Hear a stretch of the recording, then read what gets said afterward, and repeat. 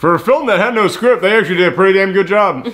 Hey everyone, it's me, Aaron. And I'm Michelle. And this is our continued look at all the Marvel films in the lead up to Avengers Infinity War. And we have now reached another one of the films that people are constantly saying might be the worst. This, Hulk, and Thor the Dark World are the three that everybody argues is or is not the worst. Although I do know someone who Thor the Dark World is his favorite of it. Which that's the weird thing about the Marvel films. Everybody is going to rank these differently. Yeah. Everybody has their own order of how they want these 18. Like Fabian, who if you guys saw our My Hero Academia show, my favorite of the films is the Avengers. This is that first Avengers film. Fabian's least favorite is the Avengers. He thinks that's the worst. And it's like, you know what? Nobody's right or wrong on this one. That's the crazy thing about the Marvel films. They are in their own complete order. Yeah, and I think that's what makes the Marvel films so cool too, because you have so many different types of movies and different characters. So it's like, oh, I like this movie the best because I like these elements and stuff like that. Yeah, Marvel does experiment a lot more with their things, which, granted, it took them a while before they started doing that. But yeah, when you look at now the 18 films they have, they've experimented more than they haven't at this point. Mm-hmm. But we ain't talking about that. We're talking about Iron Man 2. And I remember when this film came out, everybody was so excited for this movie. Because Iron Man was amazing. Mm-hmm. And setting up the Avengers. And Marvel knew you were excited about the Avengers. Because they were even putting Samuel L. Jackson front and center in the advertisement campaign for this. And they were like, yeah, we want to talk to you more about the Avengers. That's going to be a thing that happens, everybody. Stay tuned. And yeah, again, I have said it before. I will say it again. Marvel has not made a bad film. But wow, this one was a letdown. I remember, people walking out of the theater it's okay. Yeah, it's I mean, fine. The whole purpose of Iron Man 2 is basically to, set up the Avengers. That's basically one of the big problems with this thing, is that they stopped this movie halfway through to go, alright, let's chill out with this stupid, he's got technovirus, whatever that thing is, and there's some Russian guy doing something. Avengers time. I'm Samuel L. Jackson. Remember Agent Phil Coulson? Bam. Scarlett Johansson is in here as a Black Widow. She'll be important. But I had heard that they started filming on this so quickly that they didn't even have a finished script when they started filming. And you can so tell in here. Because there's so many moments in here where it just feels like they're improvising. Like that scene at the beginning of this in which Pepper Potts is trying to talk to him about business stuff, and they just walk around his whole lab. He's just like, oh, I dedicate all my art to the Boy Scouts. Oh, hey, what's this thing? I'm gonna put this up. This is good art, and now I'm gonna do this with my business. Man, it feels like they just told him, all right, just say these basic things and eventually get to this point for the story. Just eventually get to the point where Tony, you give Pepper the company. Because, man, that and so many other scenes in here do feel like improv scenes. That being said, it's pretty good improv, though.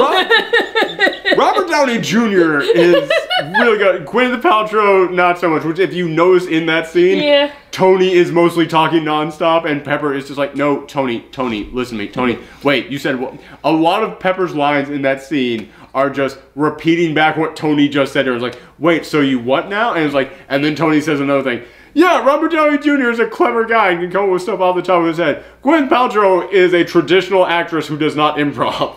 That being said, I feel like Pepper Potts is a good role for her because she is supposed to be basically the what's the name of it I'm trying to say? The girl, My Girl Friday? No. It's she's basically the support. Oh, okay. Yeah, that's what I'm trying to say. She's the one, she's grounded. She's a grounded character. She's the one who has to, keep Tony in his place. Yeah, his anchor. Yeah, that's it. Yeah, that's the word I'm looking for. Okay, I can see that, but as a fan of the comics, I'm kind of mad at because, Pepper is not so much okay, well, here's all your information, boss.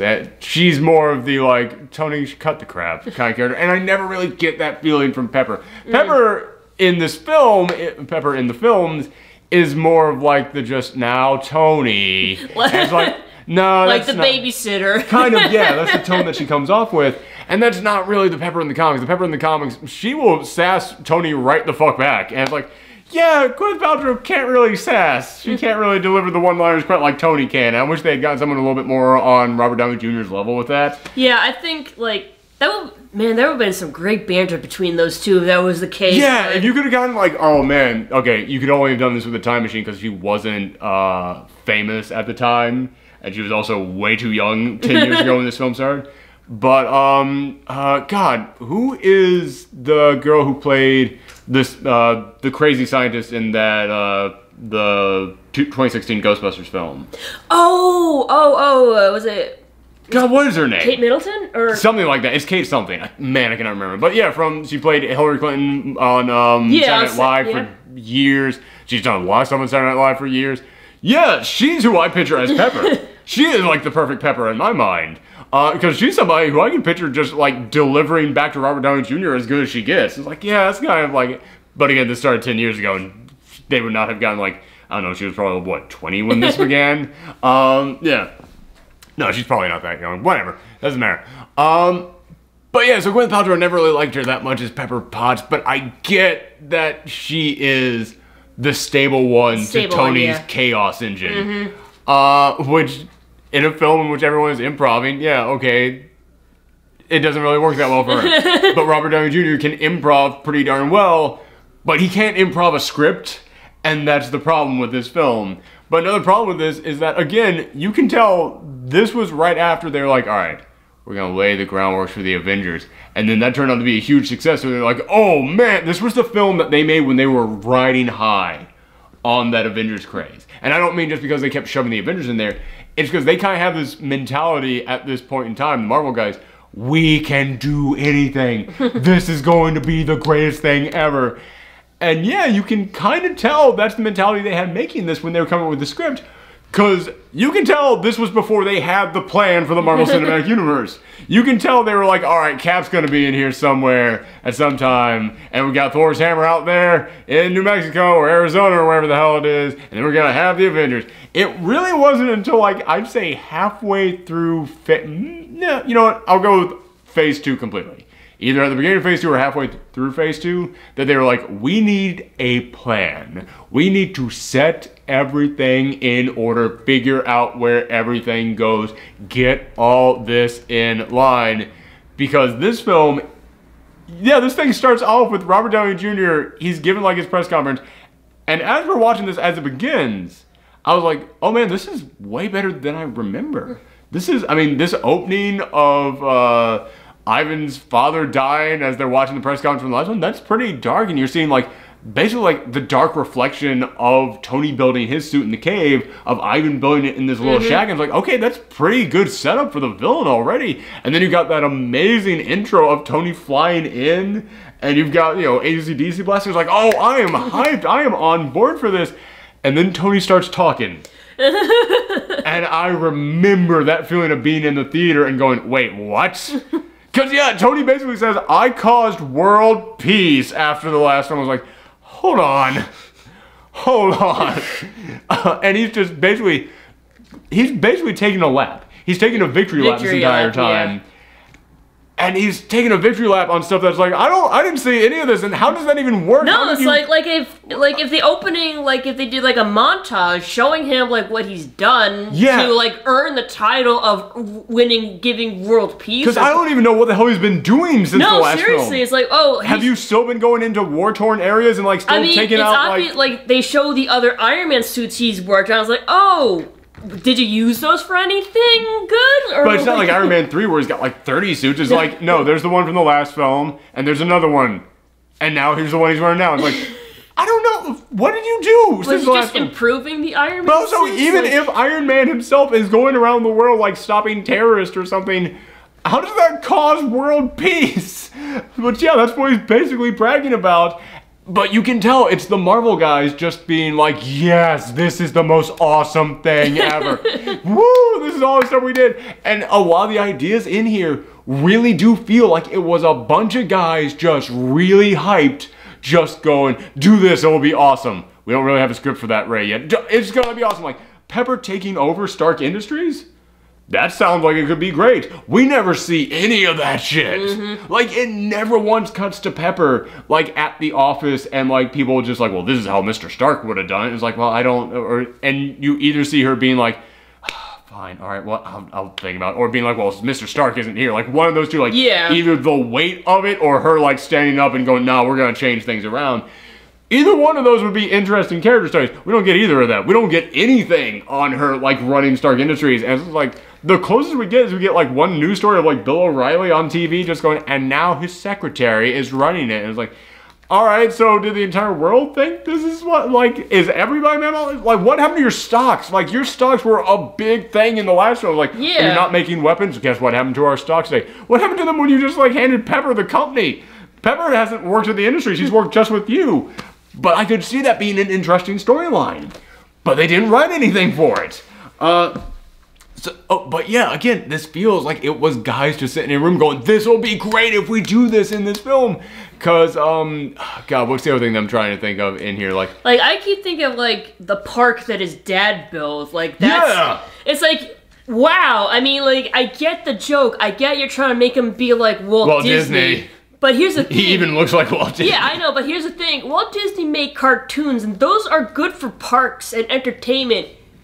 Howard Stark built weapons. I don't know. The best way that I can see is that it was like the science fair kind of thing. I guess so, but like... But still, I understand your point. But like, what? Like, science fair is like one thing... You could just have that in like a regular convention. Why did you need like this giant park just to have a convention? Oh no, that's supposed to be like the World's Fair. Oh, okay. Yeah, like it's a reference to like the World's Fair kind of thing. Okay. But again, he's clearly meant to be Walt Disney, and it feels like all the Marvel guys going, Disney's gonna show you how it's done, and we're even gonna make Disney his dad. And like, you could do stuff with that, but you fucking really kind of don't. But also, again, that was the other thing. I'm glad you brought this up, because this was the other thing that was like, man, it feels like a bunch of people going, this would be awesome if this happens, and they didn't do shit with it.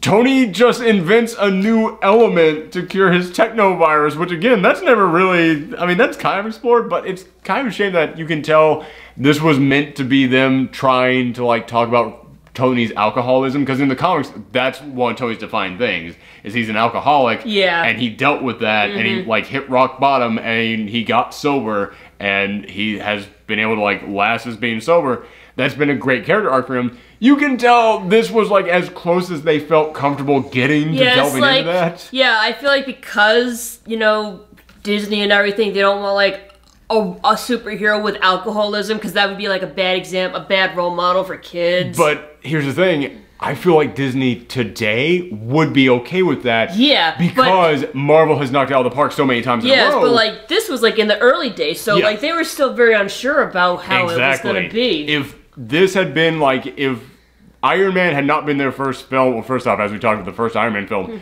if you hadn't gotten charismatic as hell Robert Downey Jr. in a kick-ass Iron Man suit, I don't know if this entire franchise would have gone. I don't know if the Marvel Cinematic Universe would even be a thing. Yeah.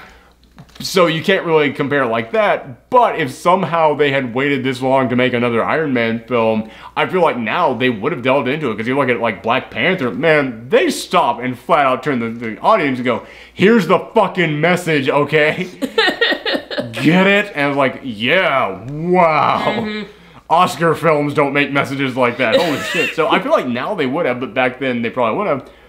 But again, like, it feels like a bunch of people were like, yeah, and Tony, he's gonna learn how to cure it by creating a brand new element, and he's gonna learn it by looking at his dad's research, because his dad thought that he was the key to all this. And I was like, no, how the fuck did his dad know that one day his son would invent an Iron Man suit, and he'd get sick from the Iron Man suit, and so so rather than leaving notes on how to create a brand new element, he put the blueprints into the park he built? And it's like, how does any of that fucking work?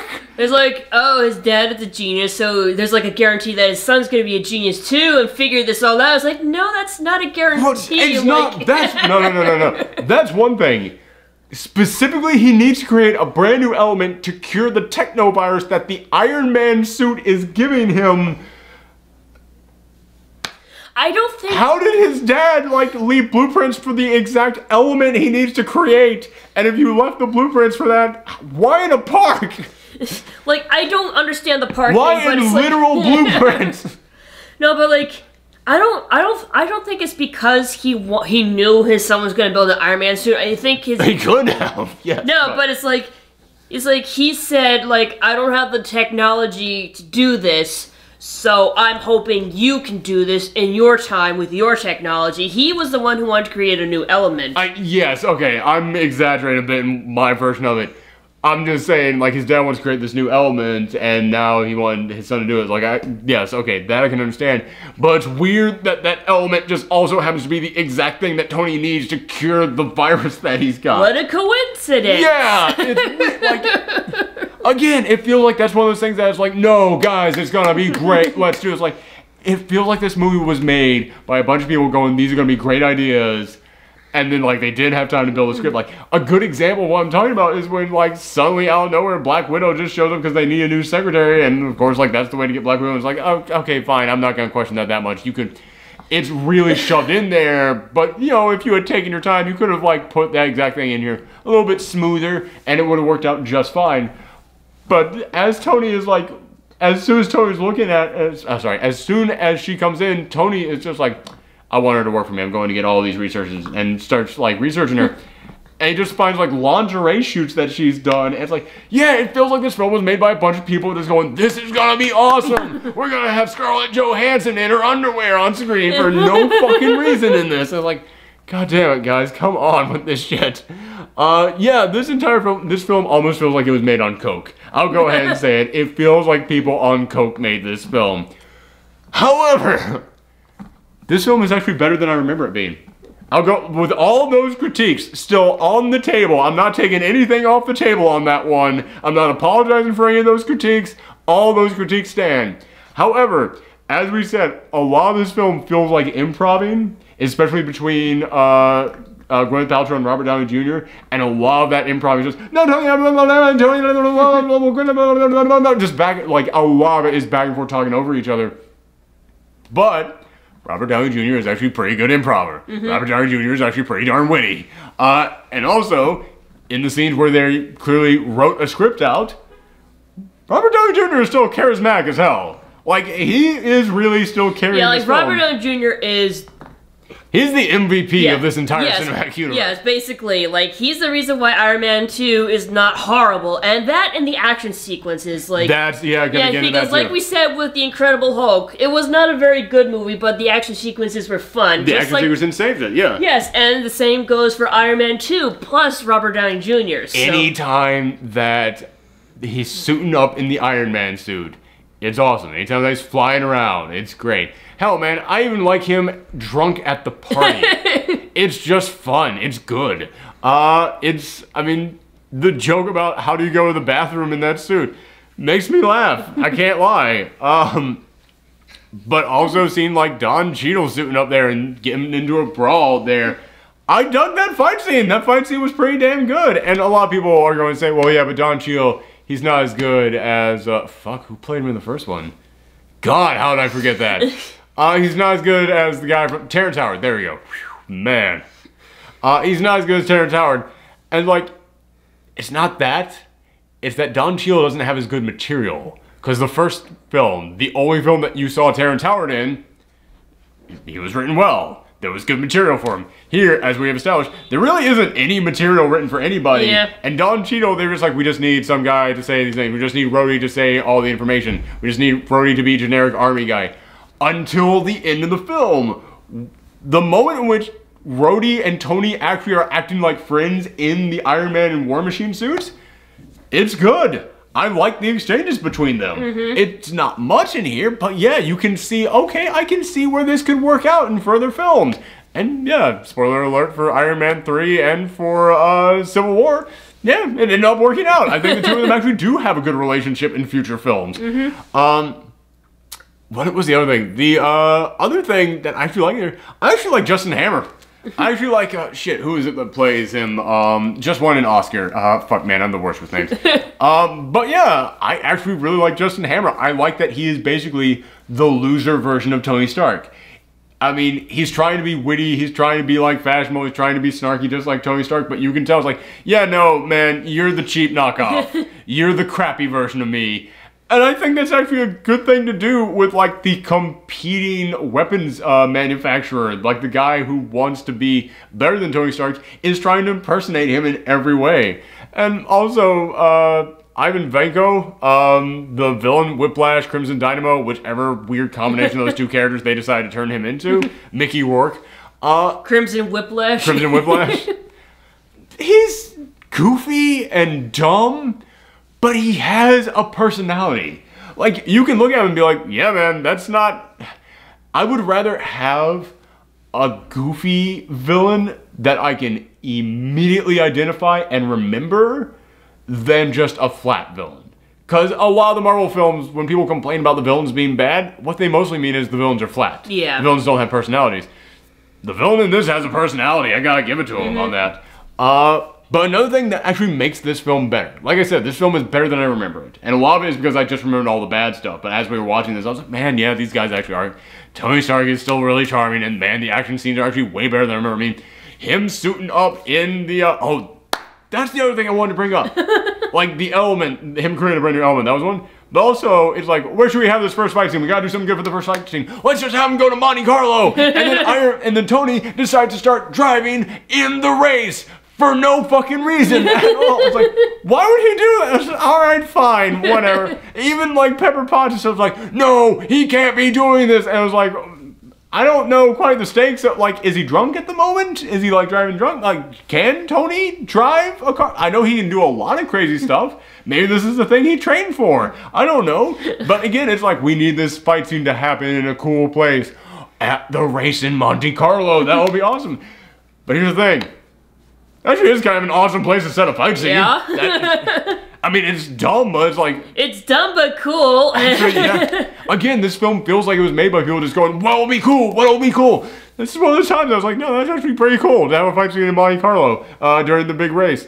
But yeah, like when he comes out with his whiplashes and he has the suitcase armor come up, that's another thing.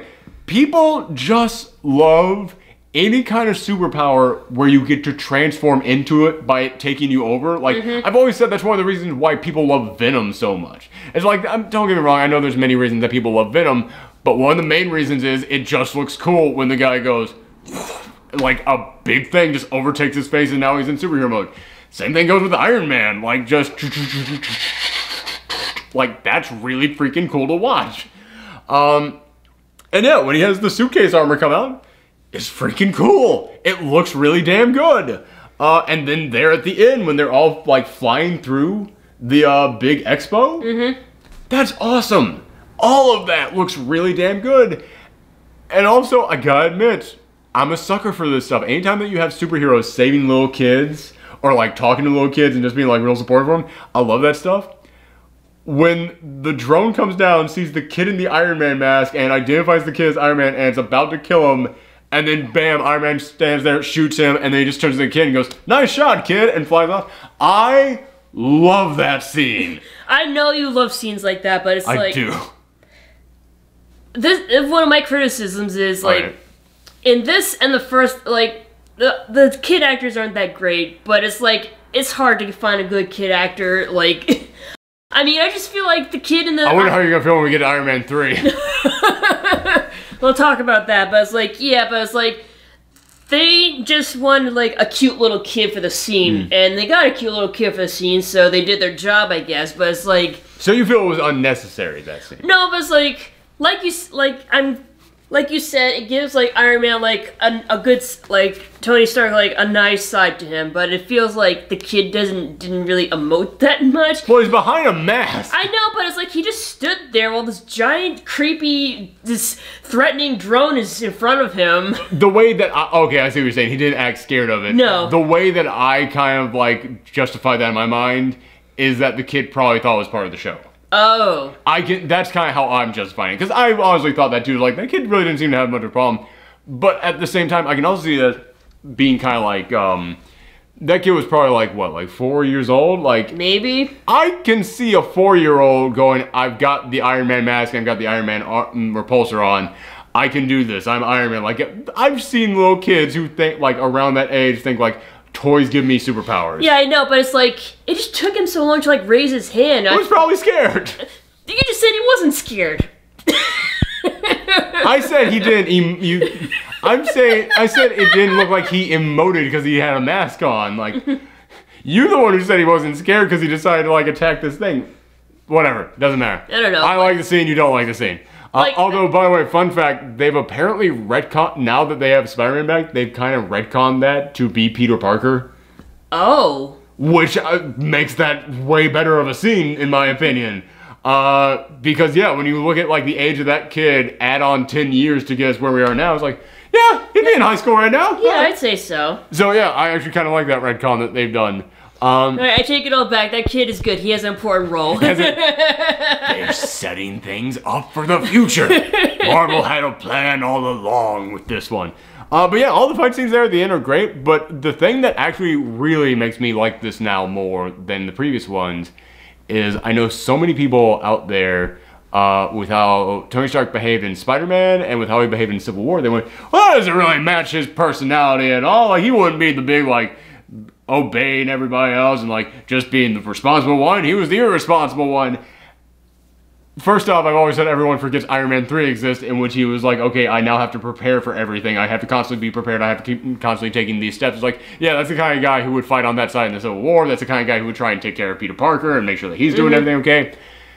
But at the end of this film, after he has basically been a complete jackass in this entire film, at the end of this film, when Nick Fury goes, yeah, we don't think you're right for the Avengers, and Pepper Potts is like, you're a fucking psychopath, you have to stop doing this, we see him, like, get into the relationship with Pepper Potts, and we see him go, well, I kind of have to step up and take my company, and then we kind of, at the end, he's giving this, like, speech to Nick Fury, and we're just like, listen, okay, but I'm trying here, I'm in a stable relationship now, I'm back with my company, maybe if I can do this, and it's like, oh, you know what? When you go back and you'll watch these films now with the knowledge of what comes later, you can see this was the moment in which he was like, okay, maybe I should stop being such an asshole. Yeah, it's like, basically, like, the first Iron Man is like, he is a jackass, but, like, he starts to realize that he needs to be... He was doing evil. Yes. In the second one, he's actually taking action. Yes, he's being a good guy. He's starting to take action. It's a very long process, obviously. It took 10 fucking years. But yeah, in the first one, yeah, he's the arrogant jackass and he's building weapons, but the lesson he learns is, I should be using this power for good. Personality-wise, he doesn't change at all, though. He just changes what he's doing. He changes his morals, basically. He changes his morals, yes. Yeah, so because obviously, like, in the beginning, he's like, I committed world peace. Yeah, so it's like, he still needs to keep his ego in check, and that's what happens in the second one. That's exactly what it is, because we don't really see what he's doing after he stops Obadiah Stane at this one. We assume, oh, he becomes a good guy, and it's like, he became a good guy because his morals switched to being right. He's still an arrogant jackass who's just all about pride and ego in himself and burping. Sorry. In the second one, we see, oh, he's chaotic good in this one. He's chaotic good because it's like, yeah, he's doing good things, but yeah, he's still an arrogant, prideful son of a bitch. At the end of it, he realizes, I'm still kind of doing damage by being like that. Maybe instead of just doing good, I also need to work on me some. So yeah, that's one of the things that actually makes me like this better, is that it makes me realize, you know what? You are watching the steps of his growth. You are watching him actually become a better person. And like, I think that might be why it was a good idea for Marvel to start the cinematic universe with Iron Man, because he's the one who goes through, like, probably the most character development out of all the other characters. Yeah, Cap's character development is disillusionment. Thor's character development, they didn't really have a plan for Thor. Let's be honest. Thor's character development is, I need to stop being an arrogant son of a bitch, and he figures that out in the first film of his. After that, he doesn't really do jack. In the second one, he doesn't do anything. But in the third one, they come in and they go, oh, we kind of fucked up by not having him do anything, and this is going to be his last film. Let's make him funny. We need growth. And yeah, then he realizes, maybe I should step up and be the king. So yeah, Thor did have growth, but you can tell they decided to give him growth after they fucked up by not giving him growth. So yeah, Iron Man definitely, it does seem almost like after watching this second one, it's like, shoot, they really did have a character arc for him that spanned the course of several films. Man, way to go. Makes me really sad he's probably going to die in the next movie. You look so sad every time I bring that up. I don't like it when characters die. Oh, you're gonna hate this. Yeah. Yeah, because I got news for you. it probably ain't just gonna be Tony. No. He's probably gonna, because... Like, I understand, like, they need to, like, make way for the new Avengers and all that, so... Also, that's the thing. This ain't comic books where these characters can stay the same age forever. Yeah, that's another thing. Which is something that comic books should fix and should stop keep doing that over and over again, because it eventually makes people realize there's no fucking point to reading these anymore, but that's a rant for another day. Yeah, these characters, they have to grow old and move on. And it's kind of sad watching your hero just go, well, I'm just going to sit on the porch for the rest of my life and just whittle now. It's like, yeah, nobody wants to see that. You can do that with some of the supporting characters. You can do that with some of the side characters. Have them just go, I'm just going to retire and move somewhere. You know, Falcon, Scarlet Witch, you can have them just go, I'm just going to move somewhere. It's like, you know, I'm going to be taking care of my stuff in another part of the country. You guys don't bother contacting me anymore. But Cap, Tony, and Thor, yeah, those guys need send-offs. And it's like, oh shoot, yeah, that's a shame. Especially Thor, because that's the one about Thor, is that Thor can't even, like, retire and move away. Yeah, it's like... Because he's immortal. Yeah, I mean... The only way to get rid of that brother is to kill him. So yeah, and that's a shame, because they just finally figured out what to do with Thor in the last one. But yeah, okay, so that was Iron Man 2. Actually better than I remember. I would still put it in the bottom 3.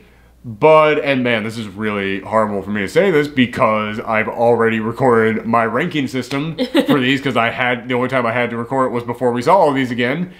And I put this as worse than Incredible Hulk, and now I'm like, nah man, this is actually better than Incredible Hulk. This is now gone from number 17 to number 16 on my list, so. Hey, way to go. Just go back and re-edit it, like. It's too much of a hassle.